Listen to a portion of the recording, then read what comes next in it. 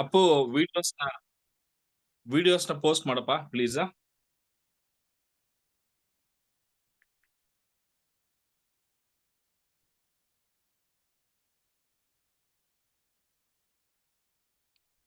Okay, ಯಾವ year question paper ಮಾಡಿದ್ವಪ್ಪ? 2019. 2019 so 23 ಆಗಿದ್ಯಾ? ಹಾ ಸರ್, 23, 22, 19. ಈಗ 18 ಒಂದಿದೆ ನೋಡಿ, 2018.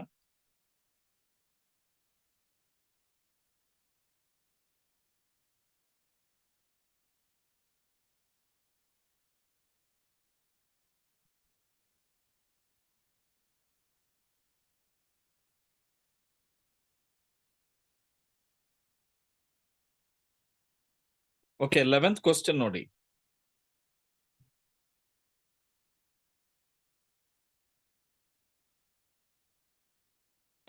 ನಿಮಗೆ 11th ಕ್ವಶನ್ ಇಷ್ಟೊಂದು ಡಿಫಿಕಲ್ಟ್ ಎಲ್ಲ ಬರಲ್ಲ. ಒಂದ್ ಕೆಲಸ ಮಾಡೋಣ, ಅದಕ್ಕೆ ವಿಟಿ ಯೂದ್ ಹಾಕಿದೀನಿ ನೋಡಿ. ಇದೆಯಾ ವಿಟಿ ಯೂದು?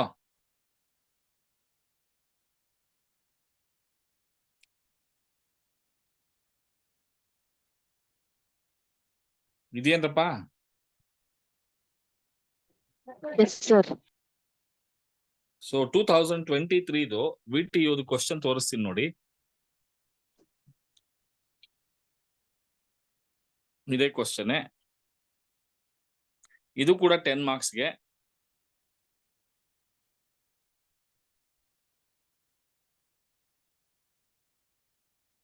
ನೋಡಿದ್ರಾ? Okay. A company has on its book the following amounts and specific costs of each type of capital. Types of capital: debts, preference, equity, retained earnings. Book value ಕೊಟ್ಟಿದ್ದಾನೆ, market value ಕೊಟ್ಟಿದ್ದಾನೆ. But book value ಈಕ್ವಿಟಿಗೆ ಮತ್ತೆ retained ಅರ್ನಿಂಗ್ಸ್ಗೆ separate ಆಗಿ ಕೊಟ್ಟಿದ್ದಾನೆ. But market value ಮಾತ್ರ equity, retained earnings ಎರಡೂ ಸೇರಿಸಿ 12 lakhs ಅಂತ ಹೇಳಿದ್ದಾನೆ. ಅಲ್ಲಿಗೆ ಮಾರ್ಕೆಟ್ ವ್ಯಾಲ್ಯೂ ನಲ್ಲಿ 12 lakhs ಅಲ್ಲಿ ಎಷ್ಟು ಈಕ್ವಿಟಿ ಇದೆ, ಎಷ್ಟು ರಿಟೈನ್ಡ್ ಅರ್ನಿಂಗ್ಸ್ ಇದೆ ಅಂತ ಕ್ಯಾಲ್ಕುಲೇಟ್ ಮಾಡಬೇಕು. ಅದೇ ಈ ಪ್ರಾಬ್ಲಮ್ ನಲ್ಲಿ ಬಿಗ್ ಕ್ವಶನ್ ಮಾರ್ಕ್. ಸಿ, ಇಲ್ಲೇ ಹೇಳ್ಬಿಡ್ತೀನಿ, ಮಾರ್ಕೆಟ್ ವ್ಯಾಲ್ಯೂ 12 lakhs ಇದೆ. ಈ 12 lakhs ಅನ್ನ ನಾವು ಈಕ್ವಿಟಿಗೆ ಮತ್ತೆ ಡೆಟ್ಗೆ ಡಿವೈಡ್ ಮಾಡೋದು. ಹೆಂಗ್ ಡಿವೈಡ್ ಮಾಡೋದು ಅಂದ್ರೆ, ಬುಕ್ ವ್ಯಾಲ್ಯೂ ಈಕ್ವಿಟಿ 6 lakhs ಇದೆ, ಡೆಟ್ 2 lakhs ಇದೆ. So 2 1s are 2 3s are 6. So 3:1 ratio. So 3:1 ratio ಪ್ರಕಾರ 12 lakhs ನ 3/4 and 1/4 ಅನ್ನ ಮಾಡಬೇಕಾಗುತ್ತೆ. ಅಲ್ಲಿಗೆ 9 lakhs ಈಕ್ವಿಟಿ ಬರುತ್ತೆ, 3 lakh rupees ಡೆಟ್ ಬರುತ್ತೆ. ಇನ್ನು ಮಿಕ್ಕಿದೆಲ್ಲ ಈಸಿಯಾಗಿ ಬರುತ್ತೆ. Determine weighted average cost of capital, book value, market value. How are they different? Can you think situation where the weighted average cost of capital would be same using the either of the weights ಅಂತ ಹೇಳಿ. S, ಖಂಡಿತ ಹಾಗೆ ಆಗುತ್ತೆ. ಹಾಗಾದ್ರೆ first weighted average cost of capital book value ನಲ್ಲಿ ಹೆಂಗ್ ಬರುತ್ತೆ,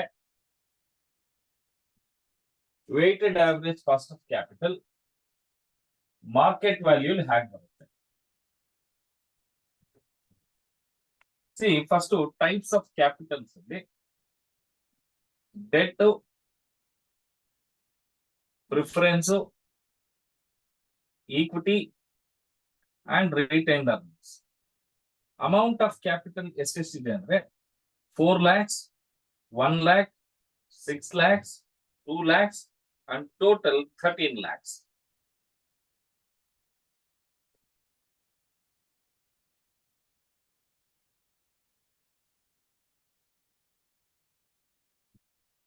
ಈಗ ವೇಟ್ಸ್ ಮಾಡಬೇಕು. ವೇಟ್ಸ್ ಹೆಂಗ್ ಮಾಡೋದು ಅಂದ್ರೆ 4 divided by 13, 1 divided by 13, 6 divided by 13, 2 divided by 13 weights ಬರುತ್ತೆ. ಸ್ಪೆಸಿಫಿಕ್ ಕಾಸ್ಟ್ ಅವನೇ ಕೊಟ್ಟಿದ್ದಾನೆ ಆಫ್ಟರ್ ಟ್ಯಾಕ್ಸ್. ಇದು ಟ್ಯಾಕ್ಸ್ ರೇಟ್ ಕೊಟ್ಟಿಲ್ಲ ಅಂದ್ರೆ ಆಫ್ಟರ್ ಟ್ಯಾಕ್ಸ್ ಅಂತಾನೆ ಲೆಕ್ಕ.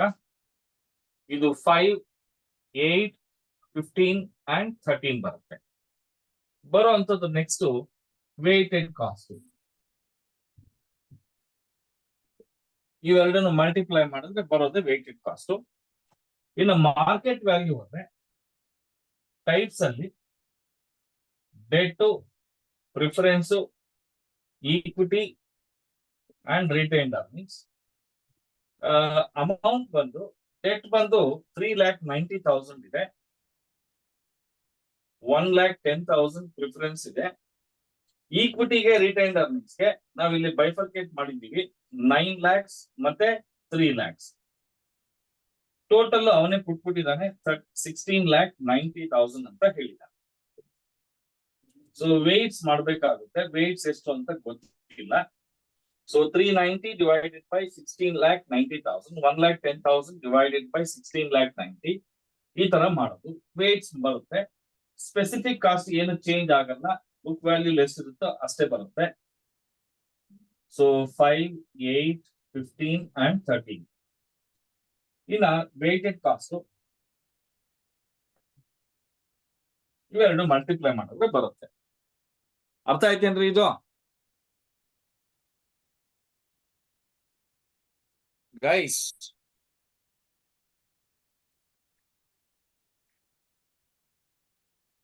Yes, sir. Yes, sir. 31, 1 divided by 13, 0.08, 6 divided by 13, 0.46, 2 divided by 13, 0.15. 11, 20, 1 correct ಆಗಿದೆ. ಈಗ into 13, 13 into 0.15 is 1.95. 15 into 0.46, 6.9. 8 into 0.08, 0.64. 5 into 0.31, 1.55. 9, 14, 1, 10, 19, 25, 30, 3, 4, 10, 11. So weighted average cost of capital is 11.04%. ಇನ್ನ ಇದನ್ನ ಮಾಡೋಣ. 39 divided by 169 is 0.23. 11 divided by 169, 0.07. 9 divided by 169, 0.05. Sorry, 39 divided by 169, 23. 11 divided by 169, 0.7.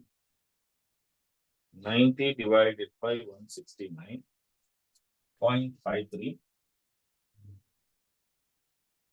30 divided by 169 is 0.18. ಇದು 6 ಮಾನ 1 ಬರುತ್ತೆ. ಈಗ into 13, 2.3, 1. 0.53 into 15, 7.95. 8 into 0.06, 0.48. 5 into 0.23, 1.15. 6, 14, 21, 5, 6, 10, 19, 1, 10, 11. So therefore, weighted average cost of capital is equals to 11.91%. ಸರಿಯಾಗಿದೆಯೇನಪ್ಪ?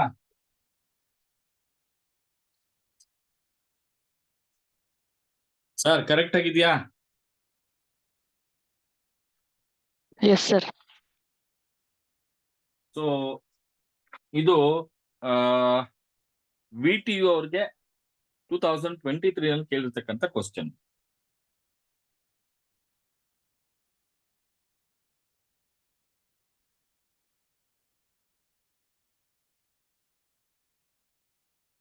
ಅದೇ VTU ಅವ್ರಿಗೆ 2022 question paper ಇದೆ ನೋಡಿ. .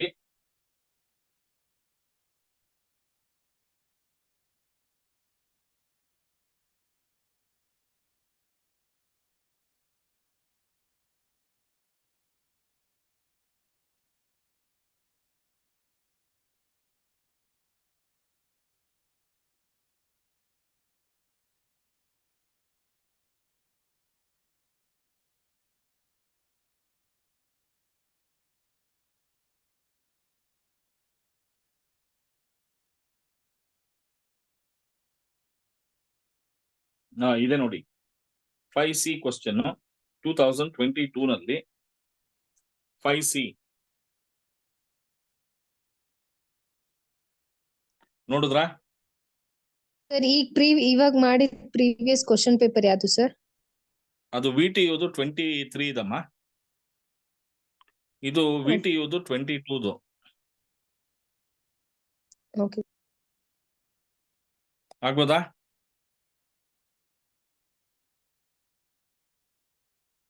Okay. The following is a capital structure of a firm. Sources of finance, equity shares, retained earnings, preferential capital, debt. Amount ಕೊಟ್ಟಿದ್ದಾನೆ. ಅವನೇ ಏನ್ ಕೊಟ್ಟಿದ್ದಾನೆ? Weights ಕೊಟ್ಟಿದ್ದಾನೆ. Proportionate ಅಂದ್ರೆ ವೇಟ್ಸ್ ಅವನೇ ಕೊಟ್ಟಿದ್ದಾನೆ. ಆ ಟೋಟಲ್ಗೆ 30 ಅಂತ ಕೊಟ್ಟಿದ್ದಾನೆ. ತಪ್ಪು, 100 ಬರಬೇಕು. ಸೊ 0.45, 0.15, 0.10, 0.30 ಈ ತರ ತಗೊಳ್ಬೇಕು. ಮತ್ತೆ the firm is expected after tax cost ಕೊಟ್ಬಿಟ್ಟಿದ್ದಾನೆ ಅವನೇ. ಅದು ಕೂಡ ಏನು ಚಿಂತೆ ಇಲ್ಲ, ಡೈರೆಕ್ಟ್ ಆಗಿ ಮಾಡುವಂತ. ಡೈರೆಕ್ಟ್ ಆಗಿ ವಿತಿನ್ 2 minutes 3 minutes ಅಲ್ಲಿ 10 marks ಬರುತ್ತೆ ಇದಕ್ಕೆ.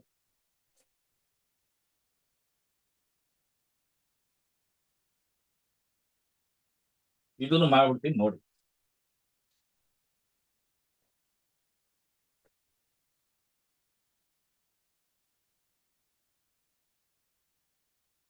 ನೋಡಿ ಇಲ್ಲಿ ಈಕ್ವಿಟಿ ಟೈಪ್ಸ್ ಕೊಟ್ಟಿದ್ದಾನೆ. Equity capital, retained earnings, preference capital and debt. Amount 4,50,000, 1,50,000, 1,00,000 and 3,00,000. Total 10 lakhs. Weights ಅವನೇ ಕೊಟ್ಟಿದ್ದಾನೆ, ಬಟ್ 45% ಅಂತ ಹೇಳಿದಾನೆ. ನಾವು 0.45, 0.15, 0.10, 0.30, ಟೋಟಲ್ 1. ಸ್ಪೆಸಿಫಿಕ್ ಕಾಸ್ಟ್ ಅವನೇ ಕೊಟ್ಟಿದ್ದಾನೆ 18, 18, 11 and 8. ಮಿಕ್ಕಿದ್ದು ನೀವು ಮಾಡ್ಬೋದಾ ಇಲ್ಲಪ್ಪ?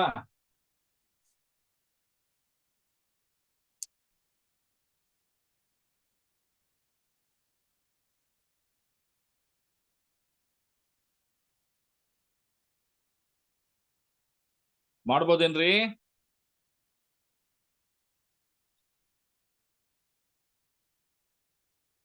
ನೋಡ್ರಿ, ಏನು ಮಾತಾಡ್ತಾ ಇಲ್ಲಪ್ಪ ನೀವು.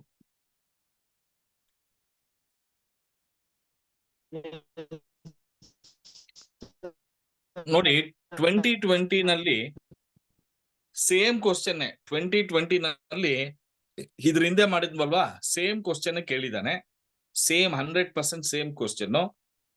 ಸೊ ಅಲ್ಲಿ 12 lakhs ಅಂತ ಬೈಫರ್ಕೇಟ್ ಮಾಡಿದ್ವಲ್ವಾ, ಇಲ್ಲಿ ಅವನೇ 9 lakhs 3 lakhs ಅಂತ ಕೊಟ್ಬಿಟ್ಟಿದ್ದಾನೆ. So we have to calculate weighted average cost of capital, book value and weighted market value weights ಅಂತ ಹೇಳಿ. ಇದು ಜಸ್ಟ್ ಇದರ ಪ್ರೀವಿಯಸ್ ಫ್ರಮ್ 23 ಸೇಮ್ ಕ್ವಶನ್. 23 ಅವನೇ ಎಲ್ಲ ಡೀಟೇಲ್ ಆಗಿ ಕೊಟ್ಬಿಟ್ಟಿದ್ದಾನೆ. 23 ನಲ್ಲಿ ಮಾರ್ಕೆಟ್ ವ್ಯಾಲ್ಯೂ ಆಫ್ ಈಕ್ವಿಟಿ ಮತ್ತೆ ರಿಟೈನ್ಡ್ ಅರ್ನಿಂಗ್ಸ್ 12 lakhs ಅಂತ ಟೋಟಲ್ ಕೊಟ್ಟಿದ್ದ. ನಾವು ಅದನ್ನ ಬೈಫರ್ಕೇಟ್ ಮಾಡಿದ್ವಿ 6:2 ರೇಷಿಯೋನಲ್ಲಿ, 3:1 ರೇಷಿಯೋನಲ್ಲಿ. ಇಲ್ಲಿ ಅದನ್ನು ಬೇಕಾಗಿಲ್ಲ, ಅವನೇ ಕೊಟ್ಬಿಟ್ಟಿದ್ದಾನೆ. ಸೊ ಇದು ಈಸಿ ಆಗಿದೆ. ಇನ್ನು 2019 ಅಲ್ಲಿ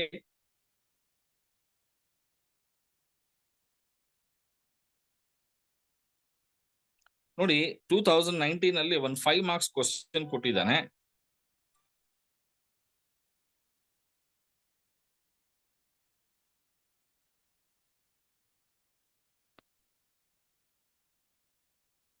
ಸರ್ ಎಲ್ರು ಕನೆಕ್ಟ್ ಆಗಿದೆ ಅಲ್ವಾ ಕ್ಲಾಸು? Yes, sir. ಓಕೆ, ಯಾರೋ ಒಬ್ಬ ಹುಡುಗ ಕನೆಕ್ಟ್ ಆಗಿಲ್ಲ ಅಂತ ಹೇಳ್ತಾ ಇದ್ದ, ಅದಕ್ಕೆ. ನೋಡಿ ಕ್ವಶನ್ ನಂಬರ್ ಸಿ ನೋಡಿ. ಸಿ ನೋಡಿದ್ರಾ? ಇದು 5 marks ಗೆ ಕೊಟ್ಟಿರುವಂತ ಕ್ವಶನ್. ತುಂಬಾ ಸಿಂಪಲ್ ಆಗಿದೆ. ನಾನು ಹೇಳ್ತೀನಿ ಹೆಂಗ್ ಮಾಡ್ಬೇಕು ಅಂತ.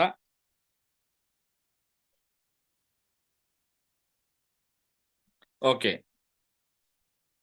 A firm has the capital structure after tax cost for the different sources of fund used.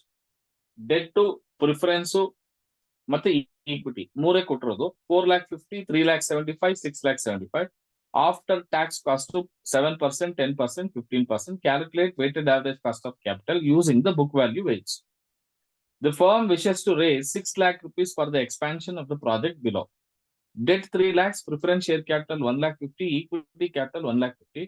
Assuming that specific costs do not change, compute the weighted marginal cost of capital ಅಂತ ಹೇಳಿದಾನೆ. See, ಇದು ಒಂದ್ ಸ್ವಲ್ಪ extension ಅಷ್ಟೇ, ಏನೇನಿಲ್ಲ. ಇಲ್ಲಿ ಮೂರೇ ಇರ್ತಕ್ಕಂಥದ್ದು. ಏನು ಅಂದ್ರೆ debt to preference capital, equity capital. Debt is 4,50,000. This is 3,75,000. This is 6,75,000. And total ಮಾಡಿದ್ರೆ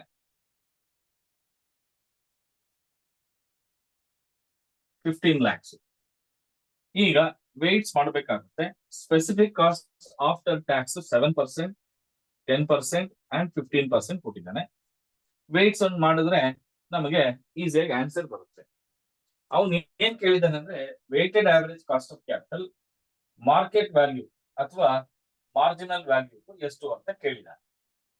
ಇಲ್ಲೂ ಕೂಡ ಟೈಪ್ಸ್ ಅಲ್ಲಿ ನಮ್ಗೆ debt to preference capital, equity capital ಕೊಟ್ಟಿದ್ದಾನೆ. ಏನ್ ಹೇಳ್ತಾ ಇದ್ದಾನೆ ಅಂದ್ರೆ 6 ಲಕ್ಷ ರೂಪಾಯಿ, ಸಾರಿ 6 ಲಕ್ಷ ರೂಪಾಯಿ ಅಷ್ಟು ಪ್ರಾಜೆಕ್ಟ್ ಎಕ್ಸ್ಪೆನ್ಸಸ್ ಜಾಸ್ತಿ ಆಗ್ತಾ ಇದೆ ಅಂತ ದುಡ್ಡು ಬೇಕಂತ. ಆ 6 lakh rupees ನ 3 ಲಕ್ಷ ರೂಪಾಯಿ ಡೆಟ್ ತಗೊಳ್ತಾ ಇದ್ದಾರೆ. ಆಲ್ರೆಡಿ 4,50,000 rupees ಡೆಟ್ ಇದೆ. ಅಡಿಷನಲ್ ಆಗಿ ಇನ್ನು 3 lakh rupees ಡೆಟ್ ತಗೊಂಡ್ರೆ 7,50,000 rupees ಆಗುತ್ತೆ. Preference equity capital, preference capital 1,50,000, already 3,75,000 ಇದೆ. 3,75,000 ಗೆ 1,50,000 ಆಡ್ ಮಾಡಿದ್ರೆ 5,25,000 ಆಗುತ್ತೆ. ಹಾಗೆ ಈಕ್ವಿಟಿ ಕ್ಯಾಪಿಟಲ್ 6,75,000 ಇದೆ, ಅದಕ್ಕೆ ಮತ್ತೆ 1,50,000 ಆಡ್ ಮಾಡಿದ್ರೆ 8,25,000 ಆಗುತ್ತೆ. ಈಗ ಇದನ್ನ ಟೋಟಲ್ ಮಾಡೋಣ. 5 + 5 10, 1 carries 9, 14, 21 lakhs ಆಗುತ್ತೆ. ಈಗ ವೇಟ್ಸ್ ಮಾಡಬೇಕು, ಸ್ಪೆಸಿಫಿಕ್ ಕಾಸ್ಟ್ ಅಷ್ಟೇ ಇರುತ್ತಂತೆ, ಆಮೇಲೆ ವೇಟೆಡ್ ಕಾಸ್ಟ್ ಮಾಡಬೇಕು. ಸರ್ ಹೇಳಿ ಸರ್, ಕಷ್ಟನ ಇದು ಮಾಡೋದಕ್ಕೆ? ಕಷ್ಟನಾ? No, sir.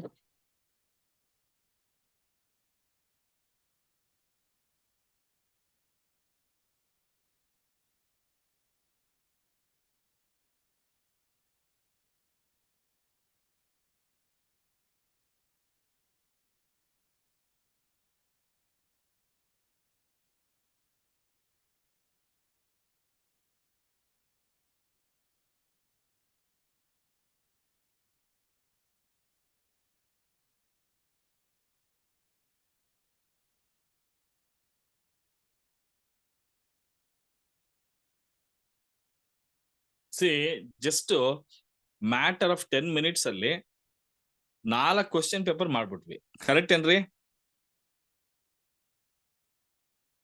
Yes, sir.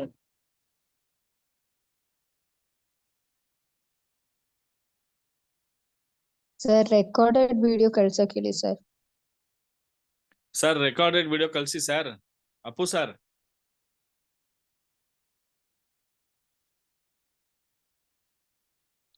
ಯಾಕೋ ಕೋಪ ಮಾಡ್ಕೊಂಡ್ಬಿಟ್ಟಿದ್ದಾರೆ ಅಪ್ಪು ಸರ್ ನಮ್ಮ ಮೇಲೆ.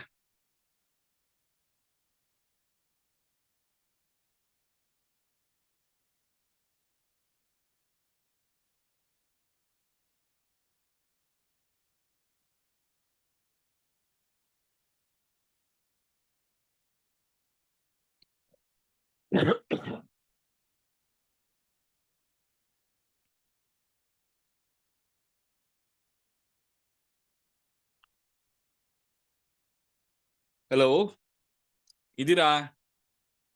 S sir. ಅರ್ಥ ಆಯ್ತಾ ಇದು? Yes, sir. Yes sir.